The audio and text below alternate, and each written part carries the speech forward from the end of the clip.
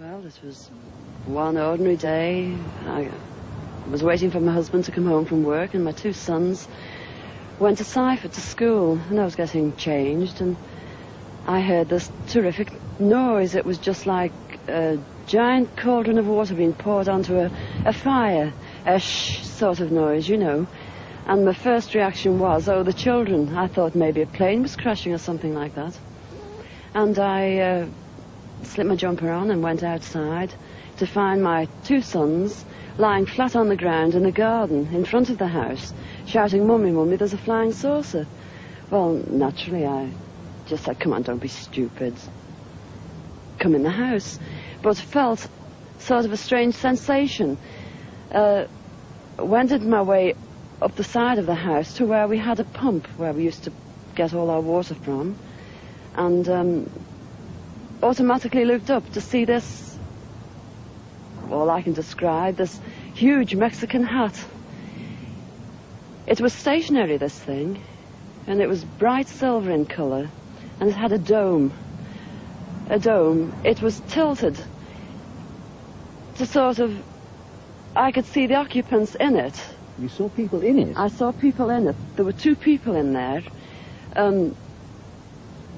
These people were beautiful people. That's the only way I can describe them.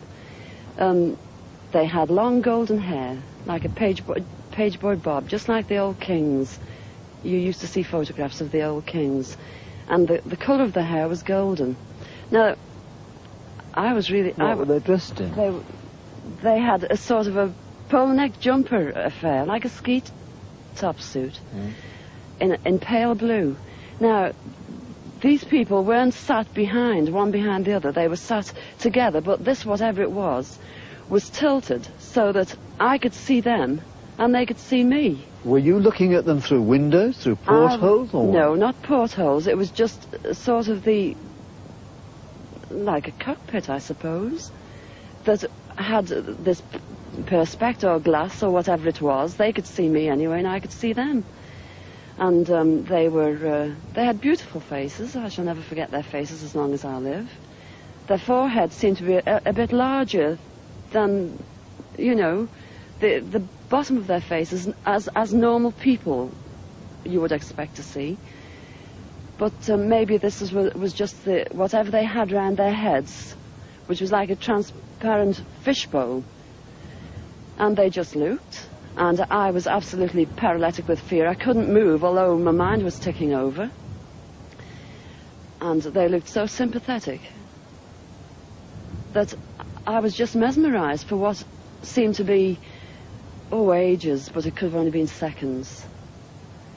And I turned to sort of look down at the boys, was unaware that they were with me because I was so absorbed. And the next thing, I looked up and it was gone. How low had it been? It had been the height, I couldn't tell you. But the house that you've seen, it was just on top of the roof. It was hovering on top of the roof. How big was it compared with the size of the house? It swallowed the whole circumference of the roof. I couldn't see. The roof was completely blotted out. The chimneys I couldn't see. All I could see was this massive object that I described as like a Mexican hat without the bubbles. And then it flew away sideways or upwards? No, I didn't see. I just looked up and it had gone.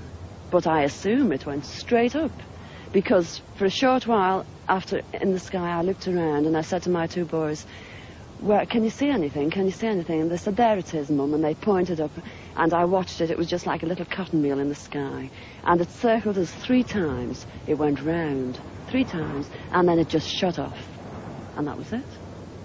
When I started to analyse myself afterwards, I feared that I might have had an hallucination, but then I knew I hadn't had, because my sons were so sure about what they'd seen and what I'd seen. And it went through my mind that it was a secret weapon from Russia, and then I thought, well, it can't be that, because if they had something like that, they wouldn't need to fear anybody or anything.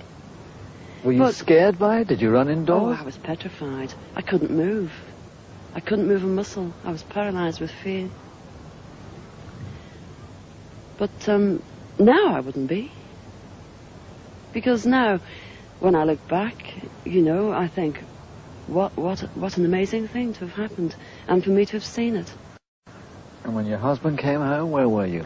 Well, when my husband came home from the office, I was locked in the house with my children, under a big kitchen table that we were using. Under the table? Under the table, yes. It's funny now when I look back. You know, it sounds absolutely ridiculous, but this is the truth. This happened. And that's it. We were ridiculed. It was very embarrassing at the time, and people, they possibly thought, oh, she's a nutter. But, you know, who cares? This is something that happened to me, and I'm a practically minded person, and that's it.